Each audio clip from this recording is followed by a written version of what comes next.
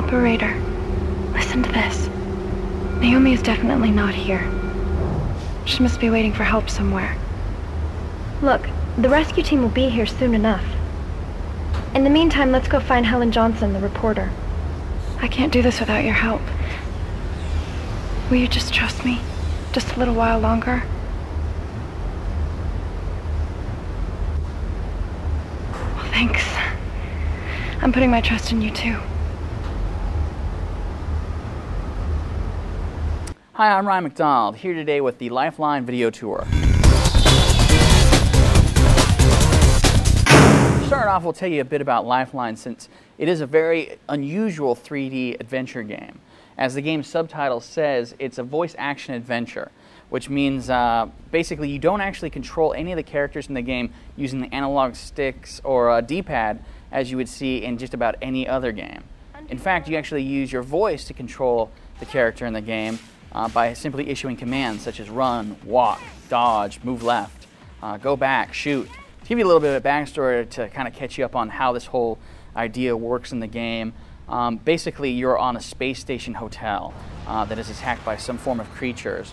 You get locked in an operator room, which is basically a security room that has security cameras throughout the entire facility, as well as access to locked doors and such things as that.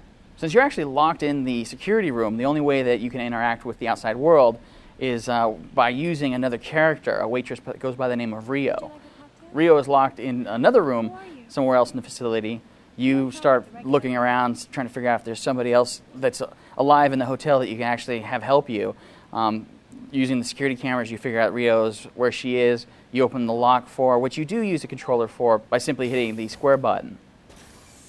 Once Rio's free, she's kind of a scared waitress and doesn't really know what's going on, so you being this mysterious operator that you are, you tell her exactly what to do, where to go, and the game starts you off with a tutorial that explains how the USB headset works and how you can actually issue voice commands to get Rio to do what you need her to do.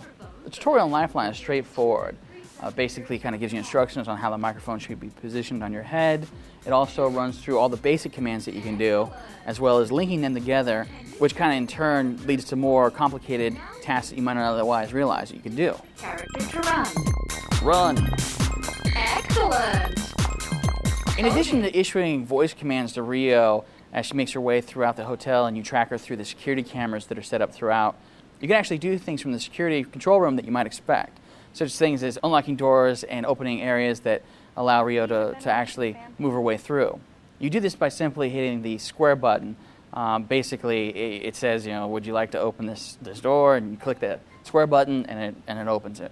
With the headset, all you need to do in order to issue voice commands to Rio is push the circle button. By holding the circle button down in the instances that you can actually talk, you'll see that a little voice meter in the upper left-hand side of the screen fills up when you actually speak. Go to the table. Excellent.